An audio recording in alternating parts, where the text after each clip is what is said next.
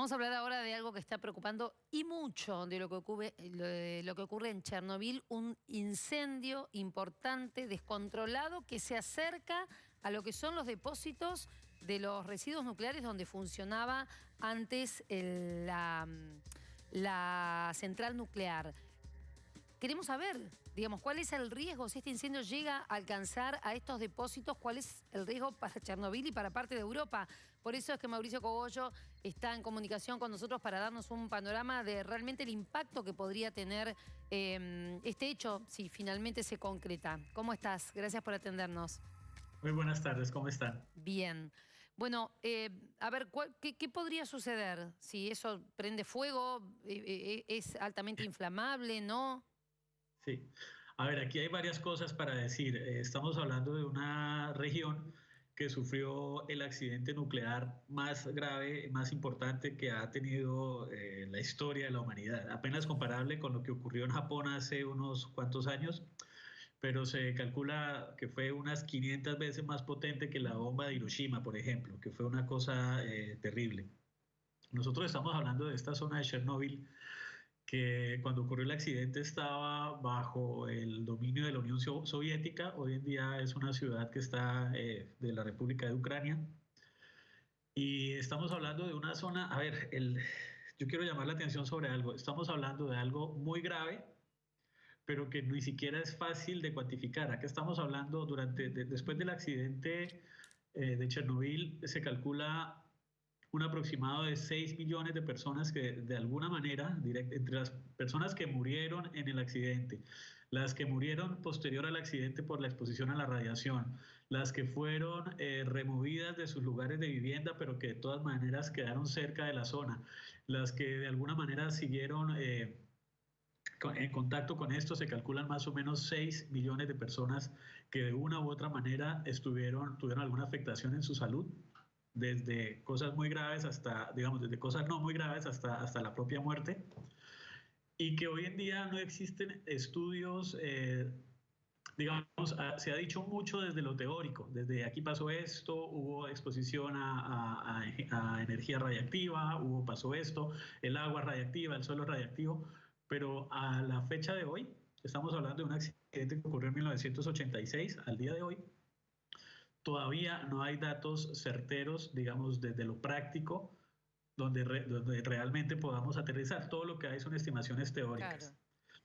Claro. Teniendo ese antecedente, sabiendo que el agua, el suelo y el ambiente en general está contaminado, resulta que en este país se permite, yo no entiendo cómo, pero se permite los fuegos controlados para la agricultura.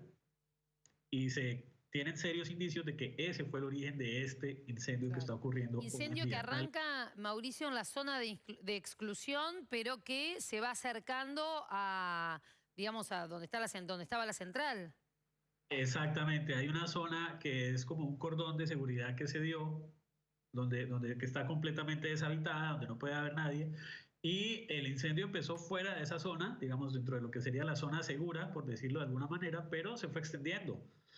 Y al día de hoy, pues también estamos todos pendientes del tema de la pandemia, estamos todos preocupados por lo que ocurre con el COVID-19 y esta información es muy difícil de conseguir. Yo estuve tratando de documentarme y lo que encontré fue, por un lado, el gobierno de Ucrania dice que no pasa nada, que está todo seguro, que el fuego está controlado, que no hay probabilidades Bueno, de también lo riesgo. decía Rusia, ¿no? Cuando el accidente.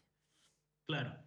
Y parece que siguen en la misma línea. Hoy en día son Ucrania, pero hoy en día siguen en la misma línea. O sea, como que te están diciendo que el fuego está controlado, que no pasa nada.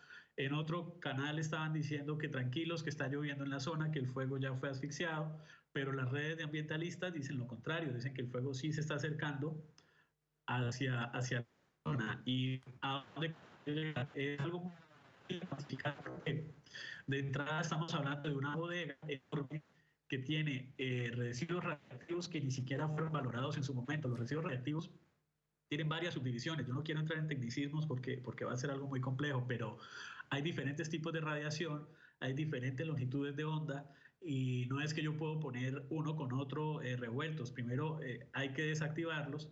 ¿Qué nos dice la ley? El Convenio de Basilea, que es el marco internacional para este tipo de elementos, dice que quien genera los residuos es el responsable de su tratamiento. Claro. No importa dónde se generan, o sea, si es una empresa multinacional, no sé, voy a decir cualquier cosa, de Estados Unidos, que está generando residuos radiactivos en Argentina, el responsable no es Argentina, el responsable sigue siendo Estados Unidos porque Claro. es quien genera Quien el lo residuo. genera. Ahora, Acá, Mauricio, para entender, digamos, la gravedad de lo que está sucediendo ahora allí. Por un lado, si llegara a alcanzar las reservas de residuos nucleares, ¿cómo sería el alcance de la radiación de lo que hay allí? ¿Cómo se transmitiría? Y si no sucede eso, que ojalá no suceda, ¿qué pasa con todo lo que se va incendiando? Porque nosotros veíamos hace poquito, estuvo Nelson Castro allí y nos mostraba con lujo de detalles, digamos, cómo hay sensores para medir la radioactividad, cómo no se puede tocar nada. Digo, en la zona más cercana está todo radioactivo, digamos, el quemarse todo eso, también qué efecto de contaminación puede tener. todo, o sea, si esto llegara a ocurrir, si en este momento el fuego alcanzara los lugares donde están almacenados los residuos, realmente estaríamos hablando de una catástrofe ambiental gravísima, porque encima estamos hablando de no solamente liberar toda la energía radiactiva, sino lo que estaba diciendo hace un momento, hay diferentes tipos de residuos almacenados Claro, que se van a mezclar entre ellos. Entonces vamos a estar hablando de contaminantes secundarios, así se llama cuando hay dos contaminantes que se sí, mezclan en un medio, puede ser la atmósfera o puede ser el agua. Estamos hablando de dos contaminantes diferentes que se van a mezclar en el medio, que van a tener una reacción entre ellos y que ni siquiera sabemos exactamente cuáles son los contaminantes precursores. qué Entonces vamos a tener complicado. y cuando hablamos de radiación, estamos hablando de efectos bioacumulativos. O sea, se habla de un accidente de 1986 y a hoy en día la radiación sigue siendo prácticamente la misma. O sea, bioacumulación significa eso, es un contaminante que entra en los seres vivos, en cualquiera, desde bacterias, plantas, animales superiores, todas las formas de vida, y se acumula, se queda ahí.